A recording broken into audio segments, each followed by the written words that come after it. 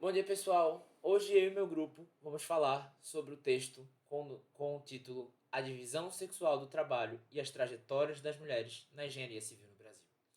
Então, tudo começou em 1827, quando as mulheres tiveram acesso à educação básica. Então, foi feita uma lei que, a partir de 1827, seria permitido que as mulheres tivessem acesso à educação básica no Brasil. E apenas em 1879 as mulheres tiveram acesso à educação nas universidades do Brasil.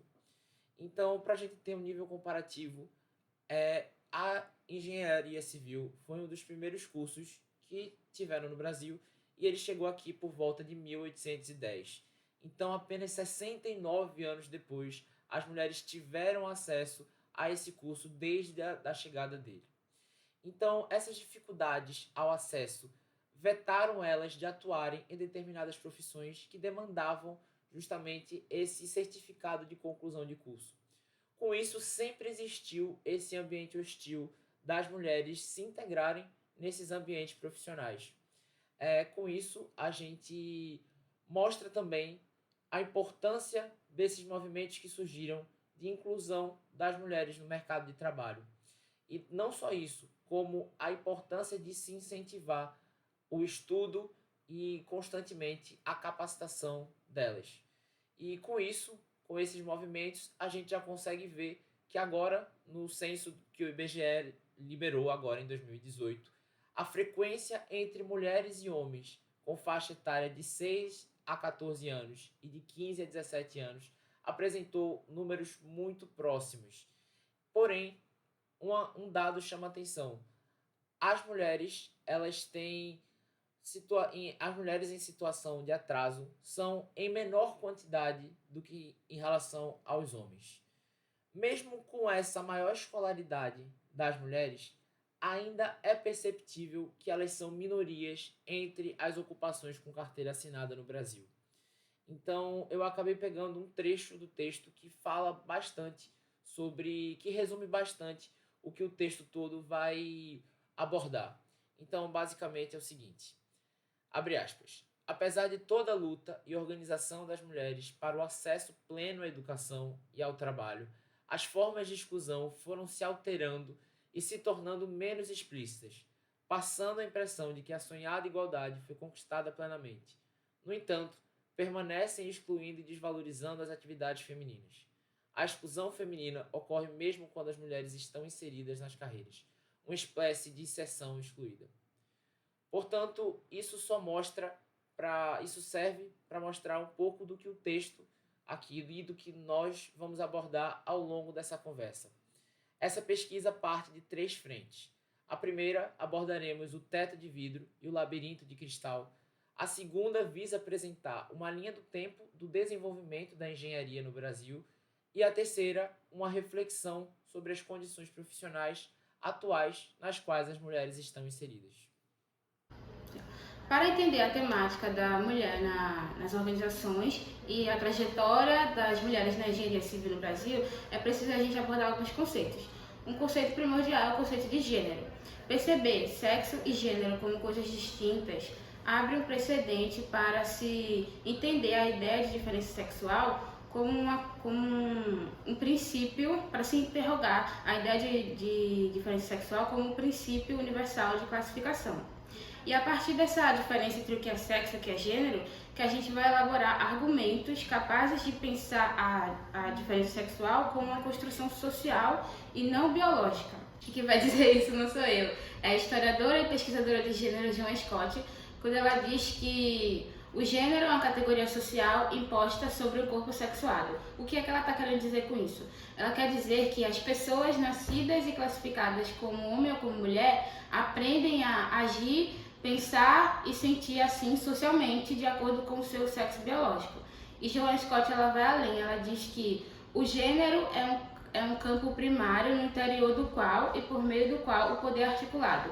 O que ela quer dizer com isso? Ela quer dizer que o gênero é uma categoria que fornece perspectivas para a gente entender as relações de poder na sociedade. Quando a gente pensa na nossa sociedade, ela é estruturada, o sistema de gênero é estruturado hierarquicamente de maneira a colocar as mulheres em posição de inferioridade. Quem fala isso também é Hirata e Kergoat, que são sociólogas do trabalho e do gênero. Quando elas falam a respeito da divisão sexual do trabalho, elas dizem que maior valor é dispensado ao trabalho masculino que ao feminino, e que isso acontece tanto dentro quanto fora do mercado de trabalho formal. E falando em mercado de trabalho formal, outro conceito importante para a gente entender a temática da mulher é o conceito de teto de vidro.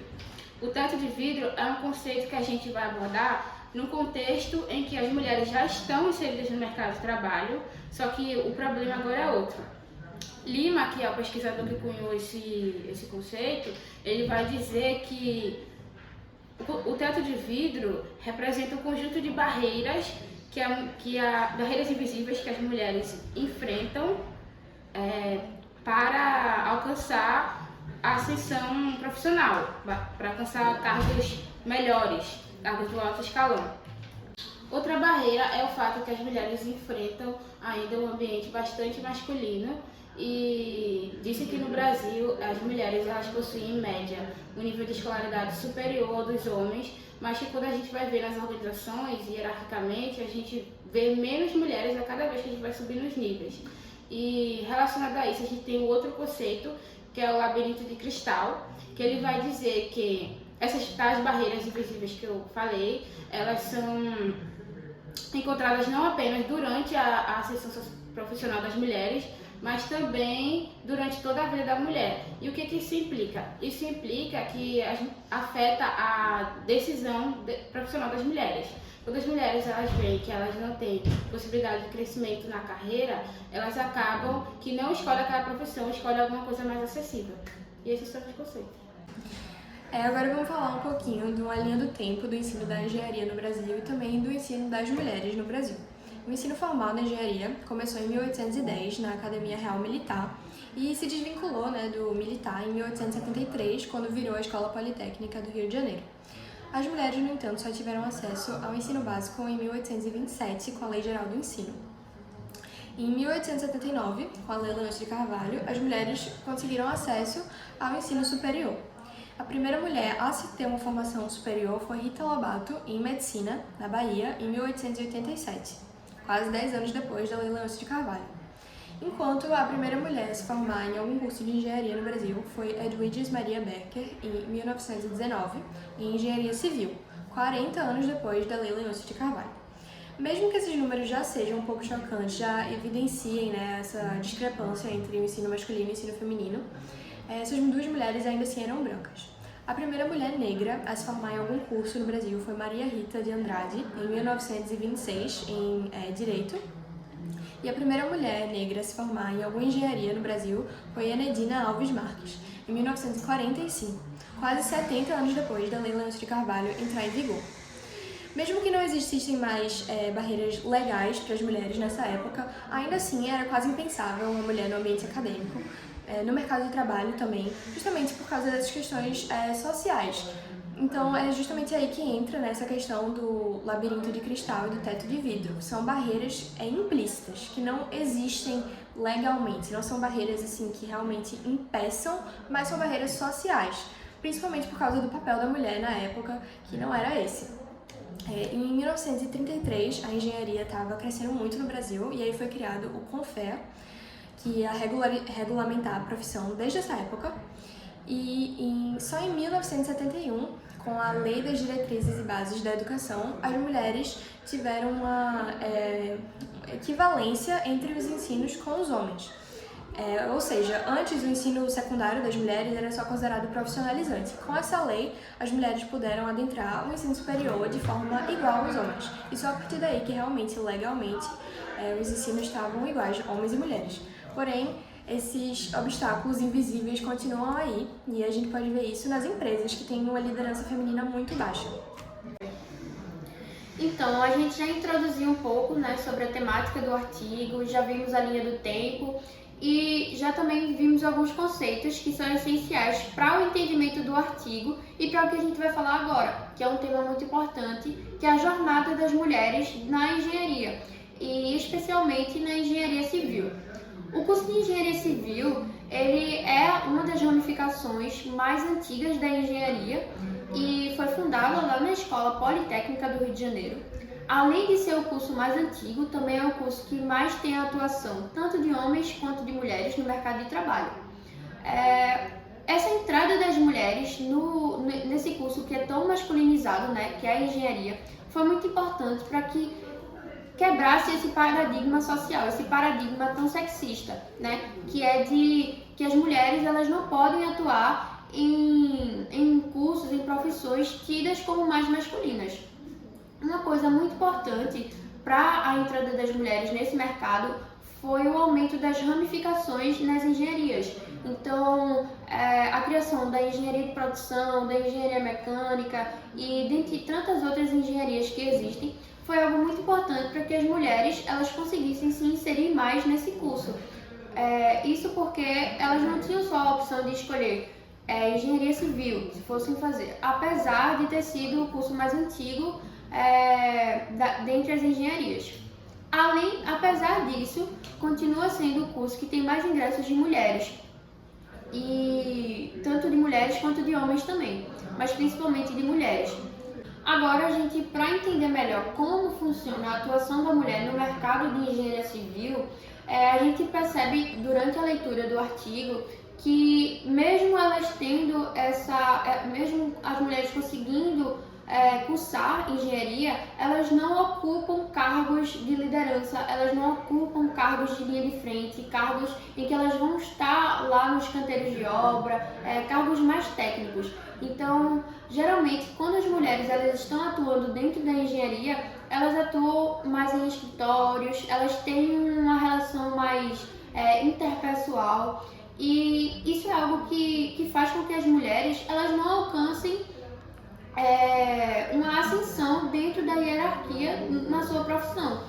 É até aquele conceito que a gente já ouviu falar de teto de vidro. Não existe uma lei, não existe um regulamento que proíba as mulheres de crescerem, de chegarem até certo ponto na sua profissão. Mas esse preconceito que está enraizado, essa ideia de que a mulher ela não consegue chegar naquele cargo, é uma coisa muito implícita. Não é algo visto, mas é algo que as mulheres elas sabem que existe. Uma coisa também que a gente pode ver muito no artigo é que as pessoas que atuam, tanto homens quanto as mulheres entrevistados, eles realmente notaram que há uma diferença na atuação da engenharia quando a gente vai olhar o trabalho dos homens e das mulheres. Os homens eles conseguem ter essa ascensão muito maior do que as mulheres no mercado de trabalho. E isso apenas por ser mulher. Então, mesmo elas tendo conquistado esse ingresso na faculdade de engenharia, as mulheres ainda não ocupam cargos de prestígio e às vezes tendo até mais capacidades para aquela atuação do que os próprios homens.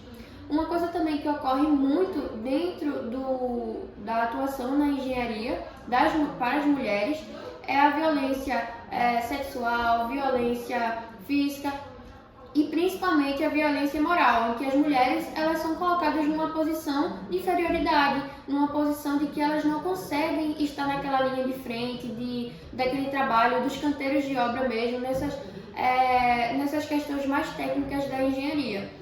E isso simplesmente por serem mulheres. Fazendo um resumo do que foi dito pelos meus colegas e também dentro do arquivo, é notório que a participação das mulheres dentro da engenharia civil tem aumentado bastante.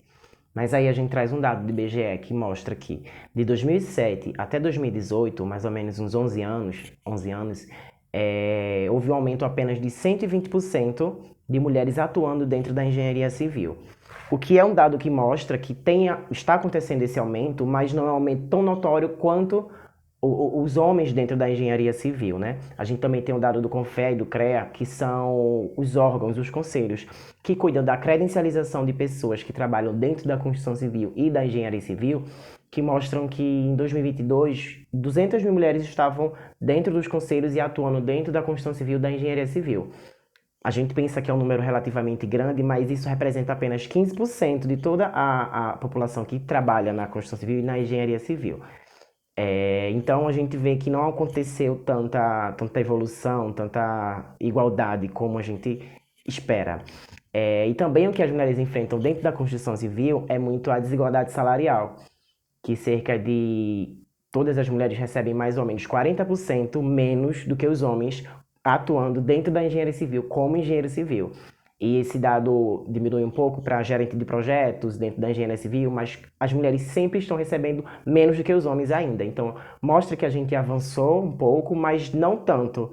Então, o que a gente pode fazer em missão, né, como país, é ampliar, fortalecer espaços para as mulheres dentro do cargo, dentro da construção civil, para elas se sentirem mais seguras, a procurarem esses lugares para estarem.